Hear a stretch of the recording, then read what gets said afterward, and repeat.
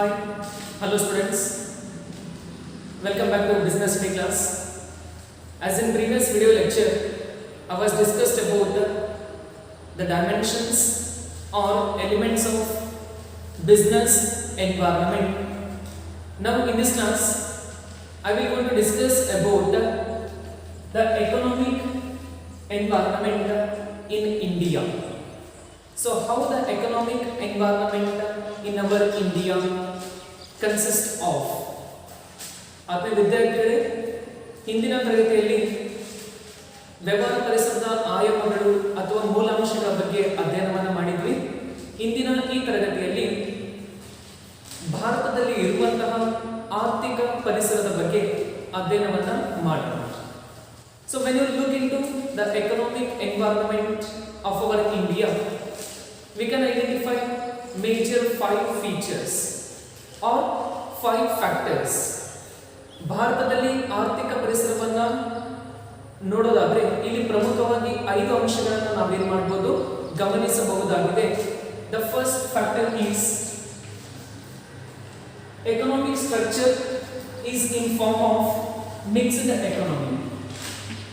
Our Indian economy, it is in the form of mixed economy, means there is a contribution of private as well as public sector. ಮೊದಲನೇ ಅಂಶ ಏನು ಅಂತಂದ್ರೆ ಮಿಶ್ರ ಆರ್ಥಿಕ ವ್ಯವಸ್ಥೆಯನ್ನು ಹೊಂದಿದೆ. ಅಂದ್ರೆ ಖಾಸಗಿ ಕ್ಷೇತ್ರ ಮತ್ತು ಸಾರ್ವಜನಿಕ ಕ್ಷೇತ್ರದ ಪಾಲನ್ನು ಕೂಡ ಏನು ಅಂತಂದ್ರೆ ಈ ಒಂದು ಭಾರತದಲ್ಲಿ ಇರತಕ್ಕಂಥ ಆರ್ಥಿಕ ವ್ಯವಸ್ಥೆಯಲ್ಲಿ ನಾವು ಗಮನಿಸಬಹುದಾಗಿದೆ. Then second comes economic planning, which includes 5-year plan, annual budget and so on.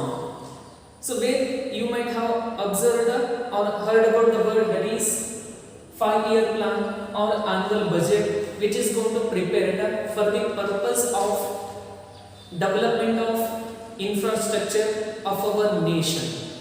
ಅಂದ್ರೆ ನಮ್ಮ ದೇಶದಲ್ಲಿ ಇರತಕ್ಕಂಥ ಮೂಲಭೂತ ಸೌಕರ್ಯಗಳ ಅಭಿವೃದ್ಧಿ ಆಗಿರಬಹುದು ಅಥವಾ ಆರ್ಥಿಕ ಅಭಿವೃದ್ಧಿಯನ್ನು ಸಾಧಿಸುವ ಸಲುವಾಗಿ ಪಂಚವಾರ್ಷಿಕ ಯೋಜನೆಗಳಾಗಿರಬಹುದು ಅಥವಾ ವಾರ್ಷಿಕವಾಗಿ ಮುಂಗಡ ಪತ್ರಗಳನ್ನು ಸಿದ್ಧಪಡಿಸುವುದರ ಮೂಲಕ ಅವುಗಳನ್ನು ಸಾಧನೆ ಮಾಡಲಾಗುತ್ತೆ.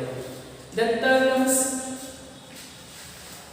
various economic factors and index like national income, per capita income and others.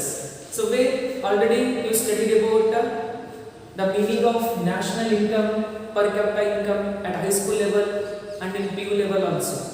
So where the monetary factors and index which includes national income of a country, per capita income of a country, ಅಂದ್ರೆ ಭಾರತ ದೇಶದಲ್ಲಿ ಇರತಕ್ಕಂಥ ಆರ್ಥಿಕ ವ್ಯವಸ್ಥೆಯ ಒಂದು ಸೂಚ್ಯಂಕಗಳಾಗಿರ್ತಕ್ಕಂಥ ಒಂದು ವಾರ್ಷಿಕ ಆದಾಯ ಆಗಿರ್ಬೋದು ಅಥವಾ ಈ ಒಂದು ಒಟ್ಟಾರೆ ದೇಶೀಯ ಆದಾಯ ಆಗಿರ್ಬೋದು ಅಥವಾ ತಲಾದಾಯ ಆಗಿರ್ಬೋದು, ಅವುಗಳನ್ನು ಕೂಡ ಏನ್ ಮಾಡ್ಬೋದು ಅಂತಂದ್ರೆ ಸೂಚ್ಯಂಕಗಳ ರೂಪದಲ್ಲಿ ವ್ಯಕ್ತಪಡಿಸ್ತಾ ಇದೆ.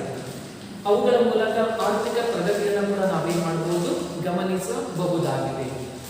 Then fourth, infrastructural factors which includes transportation, communication facilities, etc. So nowadays we can observe that we are also having the good transportation facility and good communication facilities.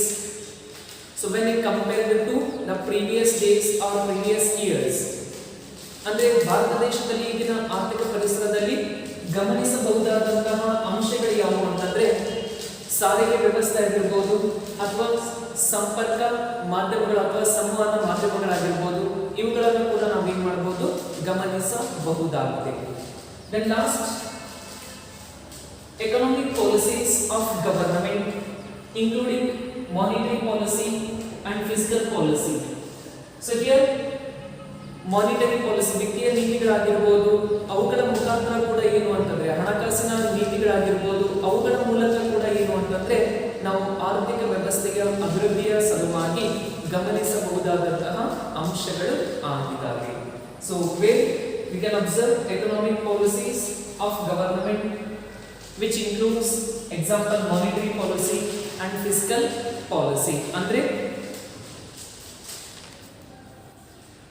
ಈ ಒಂದು ವಿತ್ತೀಯ ನೀತಿಗಳಾಗಿರ್ಬೋದು ಅಥವಾ ಹಣಕಾಸು ನೀತಿಗಳ ಒಳಗೊಂಡಿರ್ತಕ್ಕಂಥ ಸರ್ಕಾರದ ಆರ್ಥಿಕ ನೀತಿಗಳನ್ನು ಕೂಡ ಏನು ಅಂತಂದ್ರೆ ನಾವಿಲ್ಲಿ ಗಮನಿಸಬಹುದಾಗಿದೆ. So on these 5 points which indicates the factors of economic environment in our India.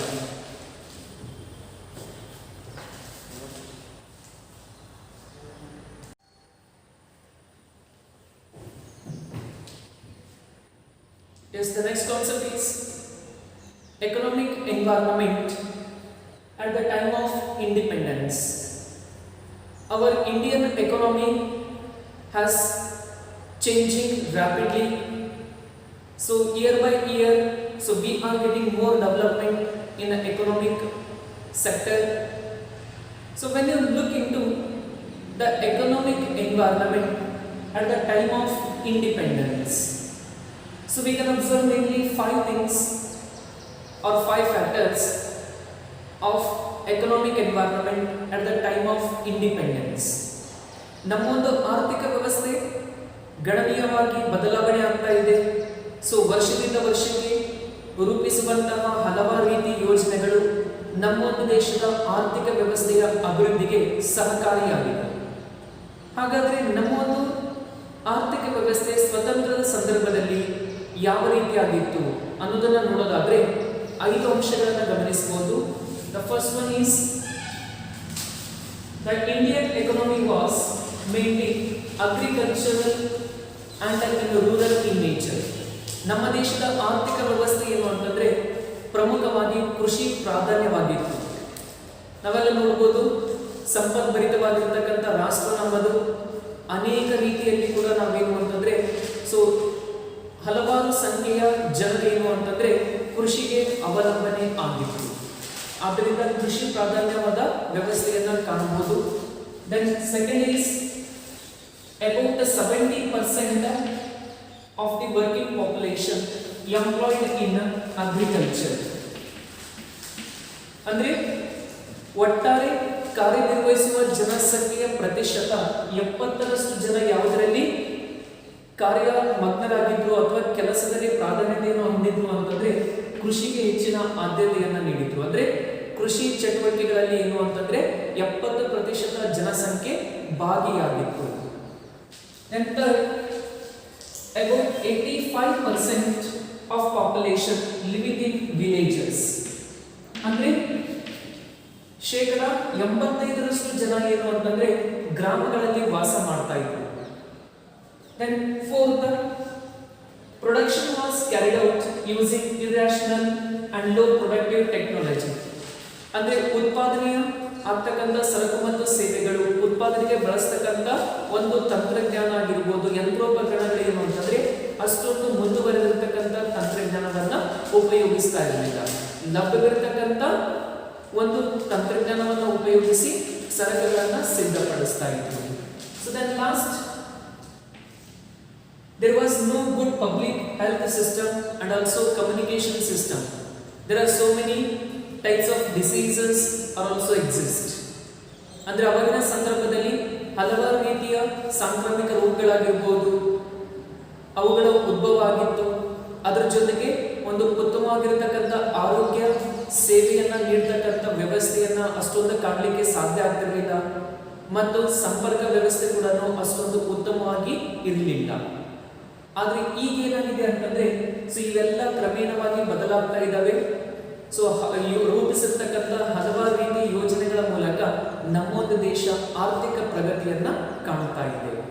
So nowadays the government has introduced so many types of plans. So by implementing all those plans effectively, now we are in the economic growth of our nation. So this is about the economic environment at the time of independence. ಅಂದ್ರೆ ಸ್ವತಂತ್ರದ ಸಂದರ್ಭದಲ್ಲಿ ಇರ್ತಕ್ಕಂಥ ಆರ್ಥಿಕ ಪರಿಸರ.